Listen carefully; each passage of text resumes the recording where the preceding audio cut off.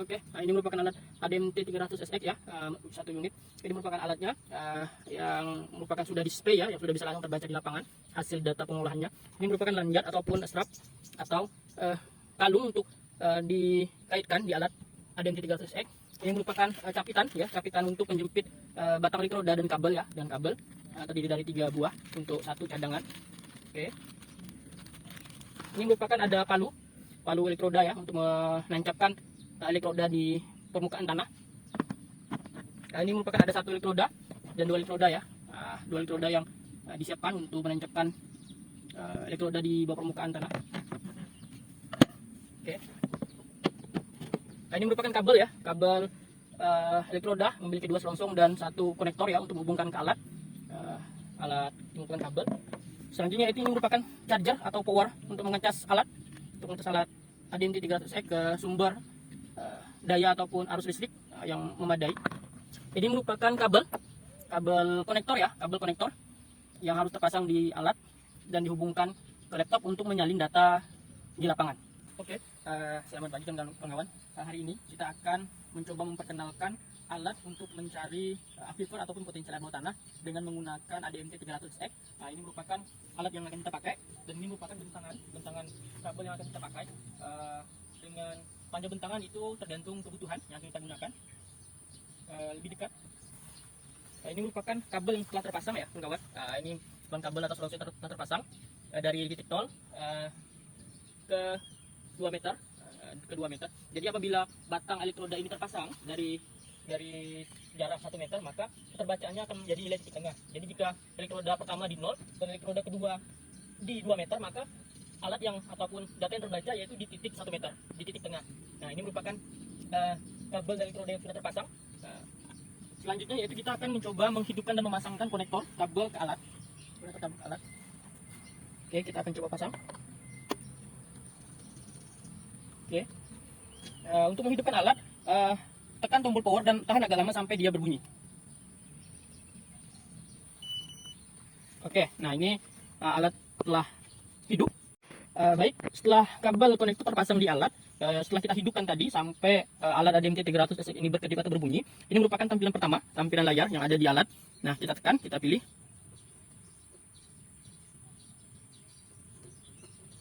Oke. Nah, ini merupakan tampilan yang ada di display alat ADMT 300SX. Nah, untuk mengambil data, kita tekan atau kita pilih I do pro pasting. Oke. Nah, ini merupakan pilihan ataupun tampilan yang ada di alat. Serial konektor, driver dan sebagainya. Nah, ini parameter konfigurasi.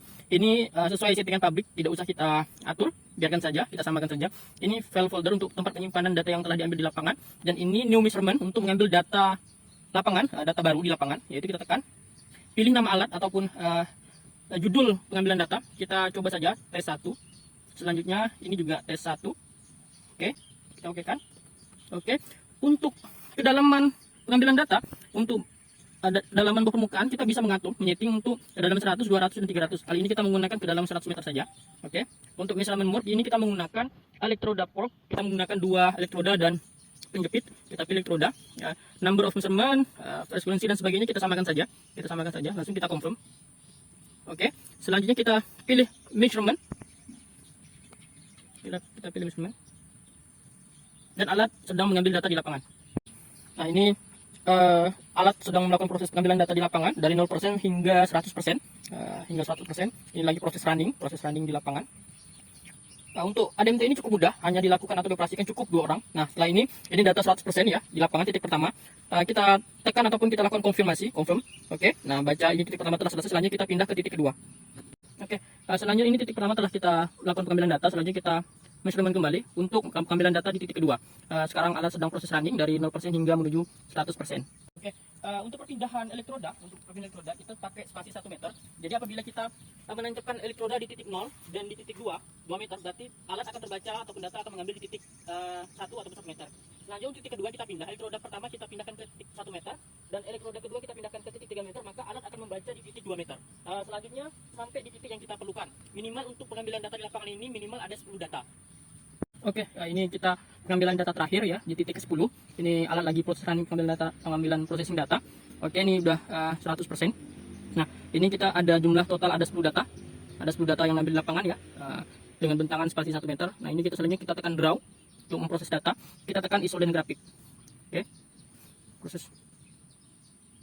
Nah, ini merupakan tampilan ya, tampilan data keterbacaan alat di lapangan. Nah, keterbacaan alat di lapangan ya, prosesnya dalam bentuk 2 dimensi ya, dengan kedalaman 300 meter, 300 meter. Dengan spasi ya, dengan spasi jarak pembentangan 10 meter ya, 10 meter dengan spasi 1 meter. Nah, ini proses pengambilan data di lapangan. Nah, ini merupakan grafik gambar hasil ya, hasil 2 dimensi.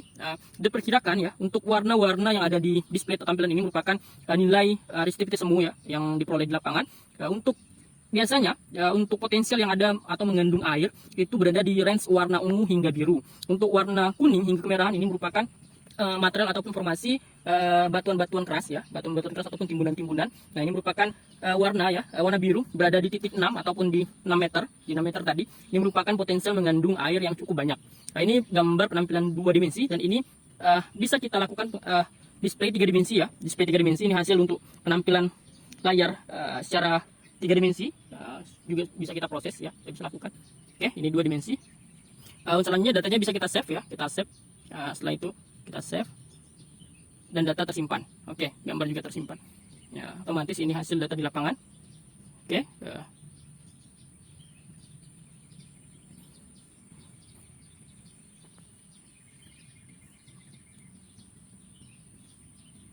Oke, ini merupakan data yang sudah tersave di lapangan ya, data yang sudah terbaca. Kita pilih folder, kita cari data terakhir ya, tanggal terakhir, kalender terakhir. Nah, kita klik dan ini merupakan data yang ada di alat, sudah tersave ya, sudah tersimpan. Ini selanjutnya kita akan proses pengolahan data lebih lanjut di. Oke, selanjutnya kita untuk matikan, kita tekan tombol power. Sini ada pilihan, maka kita pilih power, maka kita tekan proses shutdown atau mati. Untuk melepas kabel, perlu diketahui untuk melepas kabel ini merupakan sangat sensitif. Jadi untuk cara melepas kabel yaitu kita tekan push dulu, kita tekan push ke bawah, kita tarik, tekan push, kita tarik ke atas, maka baru kita angkat. Nah, ini dia. Ini merupakan ada titik merah ya. Kita sesuaikan untuk memasukkan lubang konektor ini ke alat ya. Kita sesuaikan, jangan sampai salah karena ada nomor. Jadi ini harus lebih hati-hati.